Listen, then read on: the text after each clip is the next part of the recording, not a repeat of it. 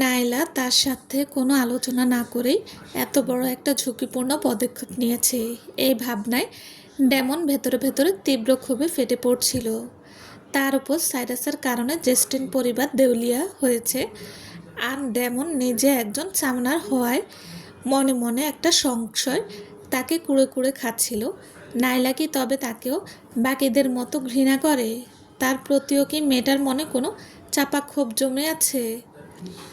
গাড়ির ভেতর দীর্ঘক্ষণ চুপচাপ বসে থাকার পর ডেমন যখন চলে যাওয়ার প্রস্তুতি নিচ্ছিল, ঠিক তখনই সে দেখল নাইলা ক্যাজুয়াল পোশাক পরে হাতে দুটো ময়লার ব্যাগ নিয়ে অ্যাপার্টমেন্ট বিল্ডিং থেকে বের হয়ে আসছে। অবাধ্য চোখ দুটো মুহূর্তেই নাইলার উপর গিয়ে থমকে দাঁড়ালো। ডেমনের এতক্ষণের কঠোর ও শীতল মুখভাব যেন নিমিষেই কিছুটা নরম হয়ে এলো। নাইলারও চোখ এড়ালো না ডেমনের গাড়িটি। সে এক মুহূর্তের জন্য থমকে দাঁড়ালো, তারপর ময়লার ঝুড়িতে ব্যাগগুলো ফেলে দিয়ে ধীর পায়ে এগিয়ে এলো গাড়িটার দিকে। গাড়ি থেকে কয়েক কদম দূরে এসে নাইলা থামতেই ডেমন সিটের পাশের কাজটির নিচে নেমে গেল। দুজনের চোখাচোখি হলো। বেশ কিছুক্ষণ কেউ কোনো কথা বলল না। অবশেষে নিজের নিচের ঠোঁট দিয়ে দাঁত চেপে ধরলে নাইলা অত্যন্ত মৃদু গলায় জিজ্ঞেস করলো, আঙ্কেল ডেমন, আপনি কি আমাকে বকা দিতে এসেছেন? ডেমনের চোখ দুটো মনে দুটো অন্ধকারের মতো কালো হয়ে উঠল। তারপর তার ঠোঁটের কোণে ফুটে উঠল এক চিলতে বাঁকা হাসি। আমি যদি তোমাকে বকা দিতেই আসতাম, তোমার কি মনে হয় তুমি এভাবে এখানে দাঁড়িয়ে আমার সাথে কথা বলার সুযোগ পেতে? নাইলার মুখটা ফ্যাকাশে হয়ে গেল। ডেমনের চোখের দিকে সরাসরি তাকানোর সাহস হারিয়ে সে অপরাধীর মতো চোখ নামিয়ে নিল। তাহলে আপনি এখানে কেন এসেছেন? নাইলার এই এড়িয়ে যাওয়ার চেষ্টা দেখে ডেমন বিরক্ততে কপালে ভাঁজ ফেলল। কোনো কিছু না ভেবেই সে আচমকা গাড়ির দরজা খুলে বাহিরে বেরিয়ে এলো। নাইলা চমকে উঠল। এক অজানা আতঙ্ক তার বুকে মোচড় দিয়ে উঠল। সে সহজাতভাবেই এক পা পিছিয়ে যেতে চাইল, কিন্তু ডেমনের গম্ভীর ভারী কণ্ঠস্বর তাকে থামিয়ে দিল। একদম নড়বে না। নাইলা পাথরের মতো জমে গেল। ডেমন দ্রুত পায়ে তার সামনে এসে দাঁড়ালো। ডেমনের দীর্ঘ শরীরটার ছায়া যেন নাইলাকে পুরোপুরি ঢেকে ফেলল। তার শরীর থেকে ভেসে আসা পাইন কাঠের সেই চেনা মৃদু সুবাস নাইলাকে চারপাশ থেকে এমনভাবে আষ্টেপৃষ্ঠে জড়িয়ে ধরল যেন কোনো এক অদৃশ্য জাল তার চারপাশে বুনে দেওয়া হয়েছে। নাইলার দুহাত ভয়ে কাঁপছিল। এক তীব্র বিপদের আভাস পাচ্ছিল ও, যা থেকে পালিয়ে যাওয়ার কোনো পথ নেই। ডেমনের এই ব্যক্তিত্বের চাপ এতটাই দমবন্ধ করা ছিল যে তার নীরবতা নাইলাকে সেখানে থেকে পালিয়ে যেতে বাধ্য করছিল। আঙ্কেল ডেমন, আপনি? নাইলা আমতা আমতা করে কিছু একটা বলতে চাইল।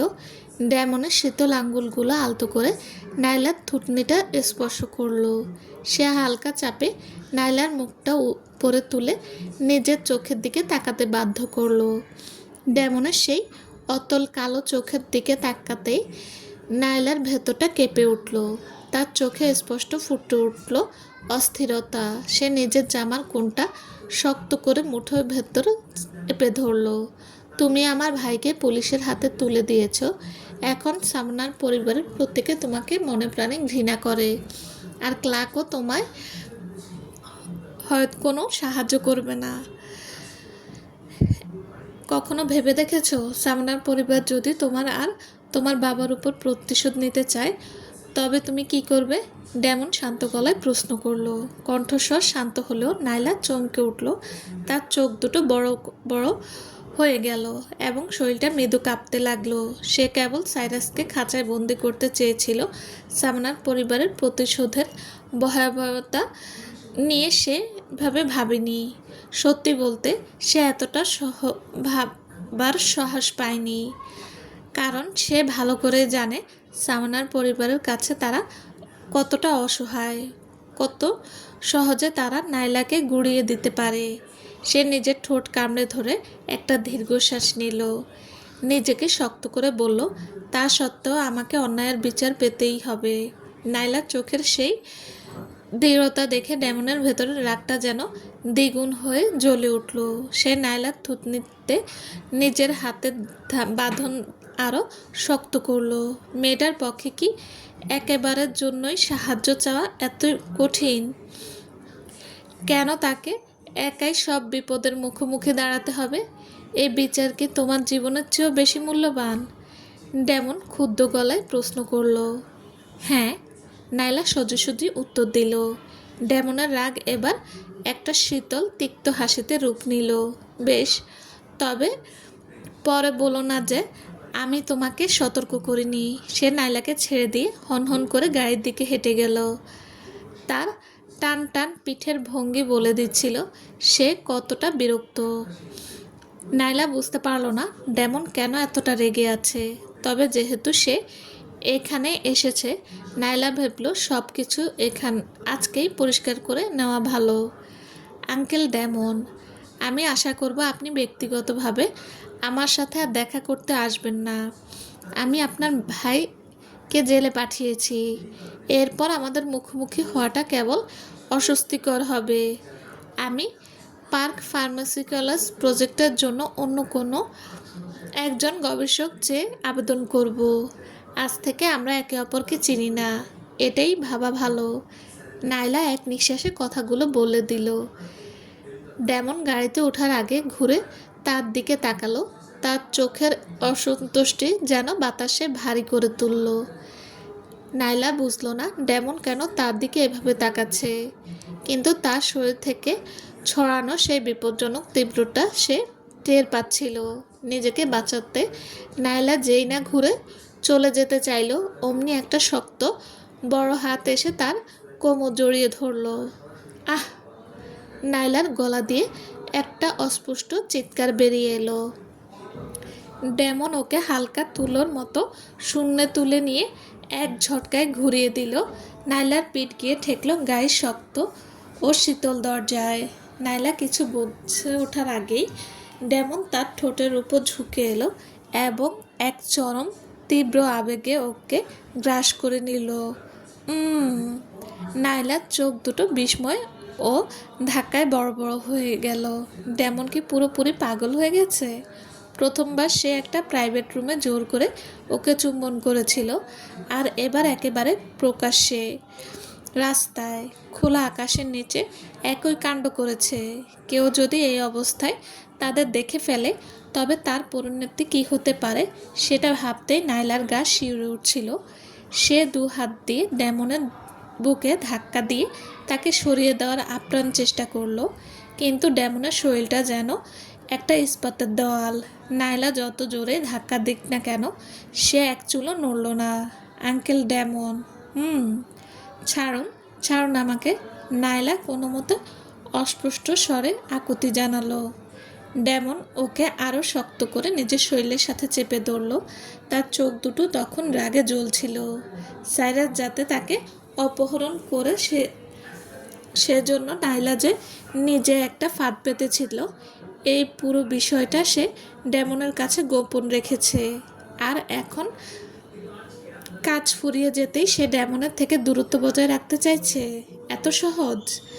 ডেমন ওকে ছাড়ার কোনো লক্ষণই দেখাচ্ছে না দেখে নাইলার চোখেও ক্ষোভের আগুন জ্বলে উঠল। সে আর কোনো উপায় না পেয়ে ডেমনের নিচের ঠোঁটে সজোরে নিজের দাঁত বসিয়ে দিল। ডেমন ব্যথায় উফ করে উঠল এবং ওকে ছেড়ে দিল। তবে তার ঠোঁটে লেগে রইল এক বিদ্রুপাত্মক হাসি। তুমি কি একটা কুকুর? তাতে আপনার কি? ভুলে যাবেন না সম্পর্কে আমি আপনার ভাতিজা বউ।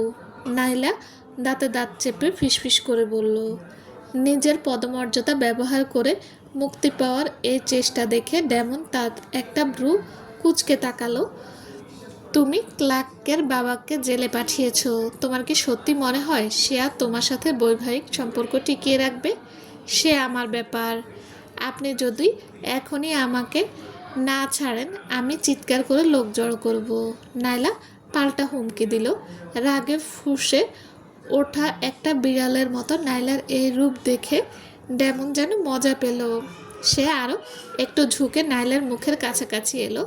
তাদের দুজনের ঠোঁট প্রায় ছুঁই ছুঁই। নাইলার শ্বাস যেন আটকে এলো। কি করছেন কি আপনি? তুমি যদি চিৎকার করে লোক ডাকতে চাও ডাকো, তবে কাল সকালের মধ্যে পুরো শহর আমাদের এই রূপ দেখে ফেলবে। ডেমন অত্যন্ত উদাসীন গলায় বলল। হুমকিতেও ডেমনের এমন পরোয়া শূন্য ভাব দেখে নাইলা মুখ ফিরিয়ে নিল এবং শীতল কণ্ঠে বলল, ভুলে যাবেন না, সাইরাস শুধু ক্লার্কের বাবা নন, আপনারও বড় ভাই। যে মেয়ে আপনার ভাইকে জেলে পাঠিয়েছে তার সাথে এভাবে জড়িয়ে পড়াটা আপনার জন্য কতটা শোভন। ডেমন মৃদু হাসল। এইসব নীতিবাক্য শুনিয়ে আমাকে তাতানোর চেষ্টা করো না। তুমি এখন সামনার পরিবারের সবাইকে খেপিয়ে তুলেছ। তাদের প্রতিশোধ থেকে বাঁচতে হলে তোমার পাশে থাকা ছাড়া তাদের প্রতিশোধ থেকে বাঁচতে হলে আমার পাশে থাকা ছাড়া তোমার আর কোনো পথ নেই। নাইলা চট করে তার দিকে তাকালো। আপনি নিজের মুখে কি বলছেন তা কি বুঝতে পারছেন? ডেমন ওকে নিজের পাশে চায়, তাও আবার নাইলা সাইরাসকে জেলে পাঠানোর পর এবং তার পুরো পরিবারের বিরুদ্ধে চলে যাওয়ার পরও। ঠান্ডা মাথায় ভেবে দেখো, আজ সিদ্ধান্ত নেওয়ার হয়ে গেলে আমাকে জানিও, ডেমন বলল। নাইলা কপালে ভাঁজ ফেলে বেশ রুক্ষ গলায় জবাব দিল, ভাবার কোনো প্রয়োজন নেই। আমি কখনোই রাজি হব না। সামনার পরিবারের সাথে আমি আর বিন্দুমাত্র সম্পর্ক রাখতে চাই না। সামনারা যদি জানতে পারে যে ডেমনের সাথে তার কোনো সম্পর্ক আছে, তবে তারা তাকে আস্ত রাখবে না। তাছাড়া সে নিজেও ডেমনের সাথে কোনো জটলায় জড়াতে চায় না। ডেমন অত্যন্ত ধৈর্য ধরে বলল, আমার হাতে প্রচুর সময় আছে। নাইলা মাথা তুলে তার দিকে তাকালো। তার মুখে কোনো অভিব্যক্তির ছাপ ছিল না। আঙ্কেল ডেমন, আপনি যদি একবার সম্মতি দেন তবে শত শত নারী আপনার সঙ্গী হওয়ার জন্য লাইনে দাঁড়াবে। কেন আপনি আমাকে সাধারণ ভেবে ছেড়ে দিচ্ছেন না? কারণ ওই নারীদেরকেও তুমি নাও। ডেমন সরাসরি জবাব দিল। ডেমনের চোখের সেই গভীর সততা ও কোমলতা দেখে নাইলা চোখ সরিয়ে নিতে বাধ্য হলো।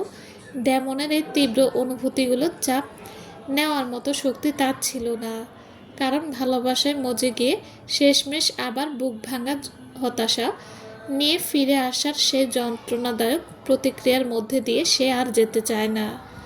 আমার মাঝে বিশেষ কিছু নেই, আর আমি এখনও ক্লার্কের বিবাহিত স্ত্রী। এমনকি আমার যদি ডিভোর্সও হয়ে যায় তাও আপনার সাথে জড়াবো না, কারণ আমি আপনাকে পছন্দ করি না।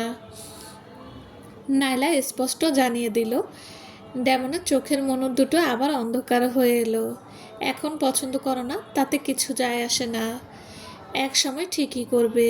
নাইলা আবারও যুক্তি দিয়ে তর্ক করতে যাচ্ছিল, কিন্তু ডেমন আচমকাই তাকে ছেড়ে দিল এবং বলল, অনেক রাত হয়েছে, এবার বাড়ি যাও। যদি মত বদলায় যে কোনো সময় আমার সাথে যোগাযোগ করো। নাইলা নিজের জোড়া নিচু করে নিল এবং আর তর্কেও বাড়ালো না। সে মনে মনে ভাবল, যতক্ষণ সে নিজে নতি স্বীকার না করছে ততক্ষণ ডেমন তাকে জোর করে নিজের কাছে আটকে রাখতে পারবে না। এই স্বস্তির অনুভূতি হতেই সে আর কোনো বিবাদায় সম্ভাষণ না জানিয়ে দ্রুত সেখান থেকে চলে গেল। তখনও তার হৃৎপিণ্ডটা বুকের ভেতর তীব্র গতিতে স্পন্দিত হচ্ছিল। ডেমন তার চলে যাওয়ার পথের দিকে তাকিয়ে ঠোঁট বাঁকিয়ে হাসল। তার চোখের দৃষ্টি কিছুটা বিপজ্জনকভাবে সরু হয়ে এলো। নিজের ঘরে ফিরে আসার পর নাইলার মনটা অবশেষে একটু শান্ত হলো। ডেমন যখন তাদের একসাথে থাকার প্রস্তাব দিচ্ছিল তখন এক মুহূর্তের জন্য নাইলার বুকের ভেতর একটা অন্যরকম রোমাঞ্চ জেগে উঠেছিল। সে প্রায় রাজি হয়ে যাচ্ছিল, কিন্তু শেষ পর্যন্ত আবেগকে হারিয়ে তার বিবেক ও যুক্তি জয়ী হলো। নাইলা আর ডেমন সম্পর্কে ভিন্ন দুটি জগতের মানুষ। এই মুহূর্তে নাইলার প্রতি ডেমনের যে আগ্রহ তা হয়তো সাময়িক একটা আবেগের তাড়না ছাড়া আর কিছুই নয়। একদিন ঠিক সে ওর ওপর থেকে আগ্রহ হারিয়ে ফেলবে, যে সম্পর্কে শেষটা নিশ্চিতভাবে বুক ভাঙা হতাশায় ঘেরা। তা শুরু করার চেয়ে বরং শুরুতেই তাকে দূরে রাখা ভালো।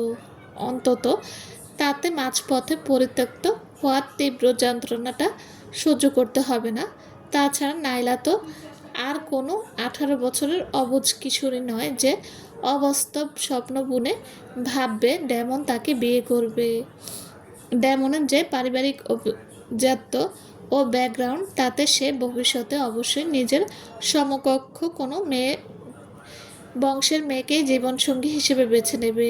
নাইলা নিজের নামের পাশে স্বামীর চাচাকে প্রলোভন করার কলঙ্ক যেমন মাখতে চায় না, তেমন নিজের প্রেম জীবনে আর দ্বিতীয় কোনো বড় আঘাত সইতে সে প্রস্তুত নয়।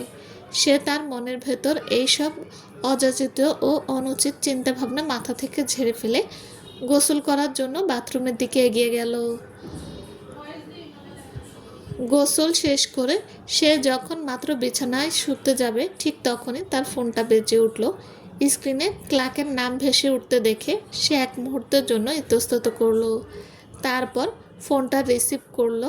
নাইলা, আমি শুনলাম তুমি নাকি পুলিশ ডেকে বাবাকে গ্রেফতার করিয়েছ। ক্লার্কের কণ্ঠস্বর এক চরম অবিশ্বাস ফুটে বেরিয়েছিল, যেন নাইলা কোনো ক্ষমার অযোগ্য জঘন্য অপরাধ করে ফেলেছে। নাইলা একটা মৃদু উপহাসের হাসি হাসল। তার চোখে তখন তীব্রতা ছিল। হ্যাঁ, ঠিক শুনেছ। তুমি এমনটা কেন করলে? তুমি তো খুব ভালো করে জানো বাবা তোমাকে শুধু ওই নথিপত্রটা হাতিয়ে নেওয়ার জন্য অপহরণ করেছিলেন, তোমার কোনো ক্ষতি করার জন্য নয়। ক্লার্ক চেঁচিয়ে উঠল, তুমি এত নিখুঁত আত্মবিশ্বাসের সাথে এমন নির্লজ্জের মতো কথা কিভাবে বলো? তা ভেবে আমি সত্যিই অবাক হই।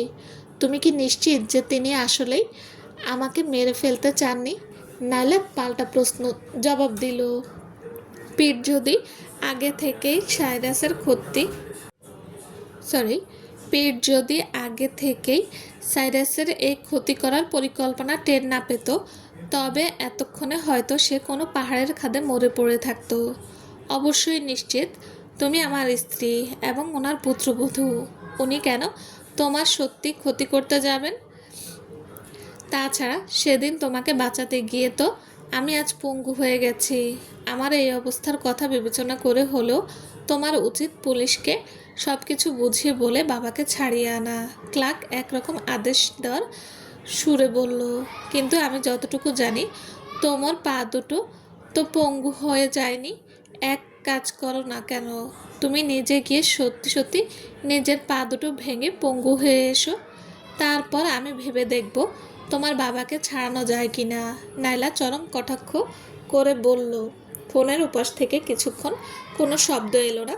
এক দীর্ঘ নীরবতার পর ক্লার্কের চরম হতাশা মাখা কণ্ঠ ভেসে এলো, নাইলা, তোমাকে বাঁচাতে গিয়ে আমার এই দশা হলো, আর তুমি কি না আমাকেই সন্দেহ করছো?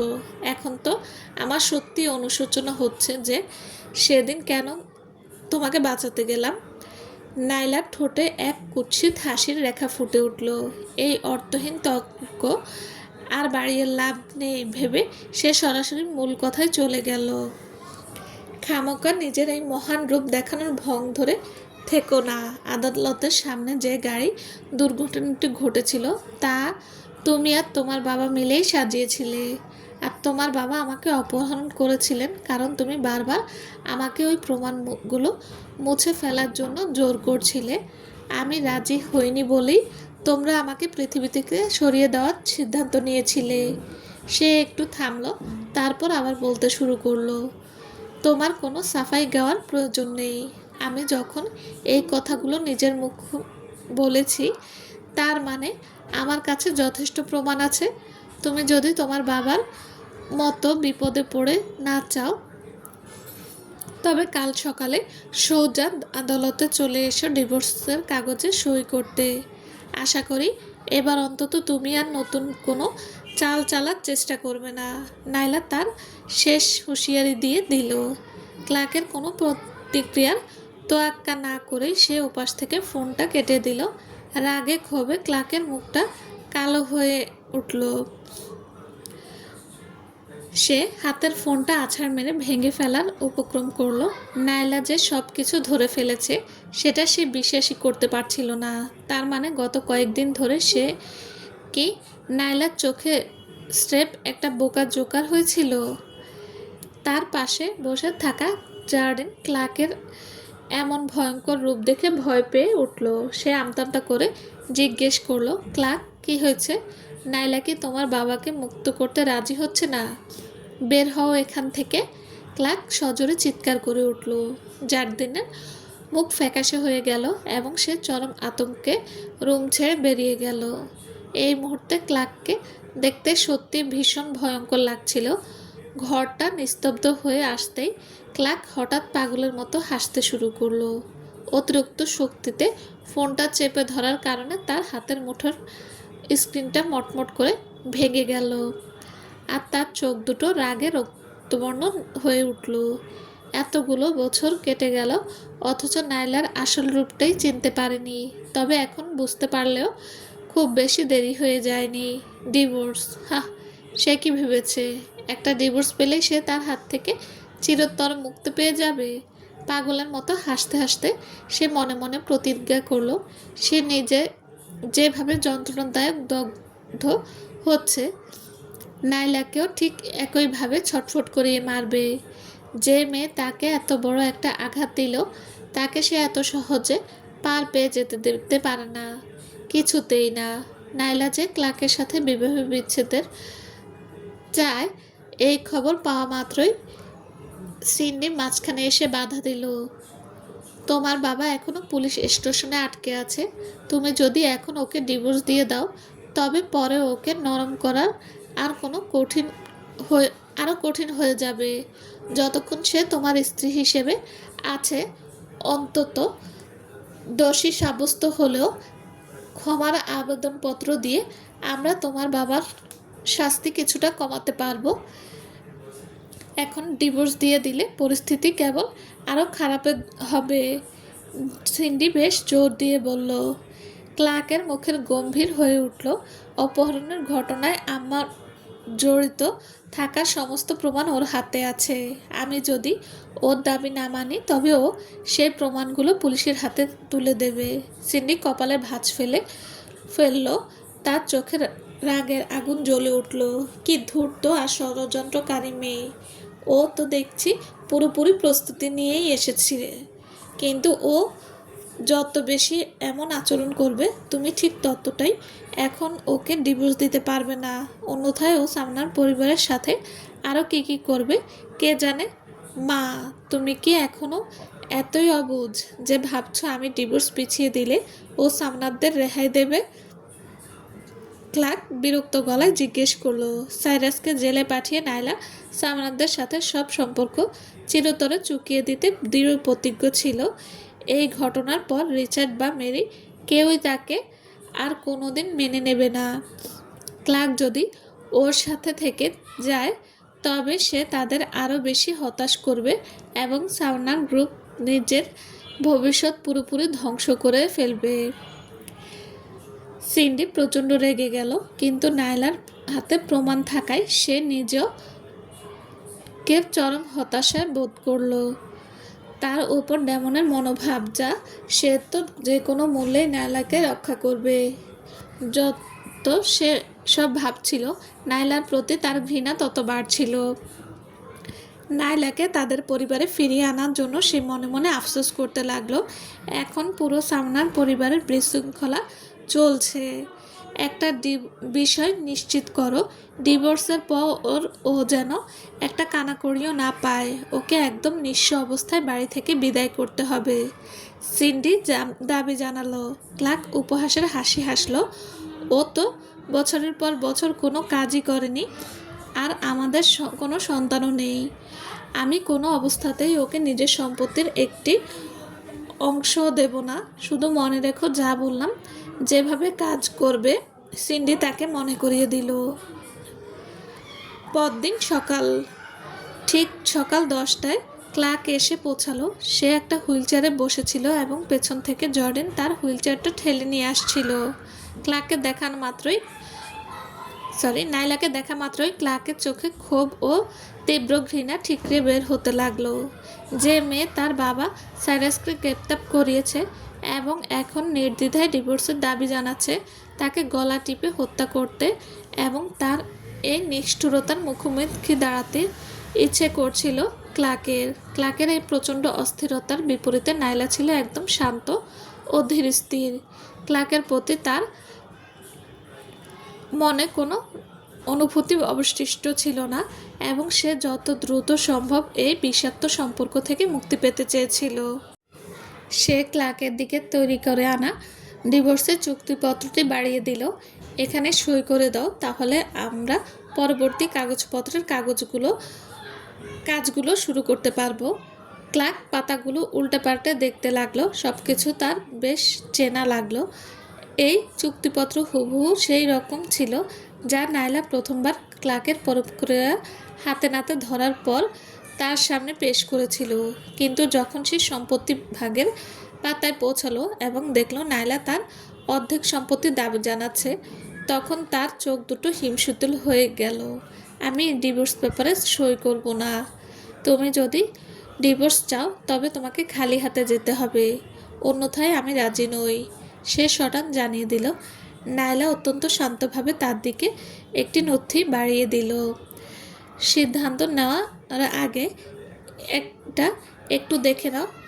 ক্লার্ক সেটা হাতে নিয়ে খুলে দেখলো বিগত বছরগুলোতে সামনার গ্রুপে তার করা বেশ কিছু অবৈধ ও অনৈতিক কর্মকাণ্ডের অকাঠ্য প্রমাণ দেখে তার মুখ নিমিষেই কালো হয়ে গেল। এসবও কিভাবে পেল? ক্লার্কের চোখে যেন খুনের নেশা জেগে উঠল। সে নাইলার দিকে রক্ত চক্ষু নিয়ে তাকালো। এই মেয়েটি তবে বছরের পর বছর ধরে তার উপর গোপনে নজর রাখছিল। নাইলা মৃদু হেসে ধীর গলায় বলল, উদ্বেগ নিও না, তুমি একবার সই করে দিলে আমি এই মূল কপিগুলো তোমাকে দিয়ে দিব। আমি তোমাকে কিভাবে বিশ্বাস করব? ক্লার্ক প্রশ্ন করল। সম্প্রতি নাইলার কাছে সে এতবার ঠকেছে যে কোনোভাবে বিশ্বাস করতে পারছিল না নাইলা তাকে মূল কপি দিয়ে দেবে নাকি নিজের কাছে গোপনে আরও কপি রেখে দেবে। পরস্পরকে ধ্বংস করে আমার কোনো লাভ হবে না, আর সামনার পরিবারের বিরুদ্ধে লড়াই করার কোনো ইচ্ছাও আমার নেই। আমি শুধু তোমার বাবার হিসাব চুকিয়েছি, কারণ জেস্টিন পরিবারের দেলিয়া হওয়ার পেছনে ওনার হাত ছিল। আর তোমার কথা যদি বলি, নিজের প্রক্রিয়া বাদ দিলে তুমি আমার এমন কোনো অপূর্ণীয় ক্ষতি করনি। আমি কেবল আমার নামের কলঙ্ক মুছে নিজের মতো করে বাঁচতে চাই, নাইলা বুঝিয়ে বলল। তার মুখের গম্ভীর ভাব দেখে ক্লার্ক নাক ছিটকে বলল, কোনো চাল চালার চেষ্টা করো না জানো, তাহলে আমি কিন্তু তোমাকে রেহাই দিব না। উদ্বেগ নিয়ে বলল, আমি তেমন কিছুই করব না। নাইলা তাকে আশ্বস্ত করল। না, ক্লার্ক যখন সই করার জন্য কলম হাতে নিল, ঠিক তখন পেছন থেকে জর্ডিন অসন্তুষ্টির সুরে বলে উঠল, ক্লার্ক, তুমি কি সত্যি ওকে বিশ্বাস করছো? ও যদি আবার তোমার বিরুদ্ধে কোনো বড় চাল চেলে থাকে? ক্লার্ক জর্ডিনকে সম্পূর্ণ উপেক্ষা করে কোনো বিরতি ছাড়াই সই করতে লাগলো। সে নিজের নাম দস্তখত করে কাগজগুলো নাইলার দিকে ছুঁড়ে দিল। এখন তো আমরা ডিভোর্সের কাজ শেষ করতে পারি নাকি? সে জিজ্ঞেস করলো। যে ক্লার্ক আগে ডিভোর্স দিতে অনড়ভাবে অস্বীকৃতি জানিয়েছিল, এখন সেই যেন একটি চূড়ান্ত করতে ব্যাকুল হয়ে উঠেছে। সই নিশ্চিত হওয়ার পর নাইলা ক্লার্কের কোলের ওপর একটা পেনড্রাইভ ছুঁড়ে দিয়ে ধীর পায়ে আদালতের ভেতরে চলে গেল। 1 ঘন্টার কম সময়ের মধ্যে তাদের ডিভোর্সের সার্টিফিকেট হাতে চলে এলো। বহু কষ্টে অর্জিত সেই ডিভোর্স সার্টিফিকেটের দিকে তাকিয়ে নাইলার চোখ দুটো কিছুটা ছলছল করে উঠল। যখন সে ক্লার্ককে ভালোবেসে বিয়ে করেছিল, তখন সে স্বপ্নেও ভাবেনি তাদের সম্পর্কের শেষটা এভাবে হবে। চলবে। আসসালামু আলাইকুম। গল্পটা কেমন লেগেছে প্লিজ জানাবেন। আর এতক্ষণ সাথে থাকার জন্য সবাইকে ধন্যবাদ। সবাই ভালো থাকবেন। আল্লাহ হাফেজ।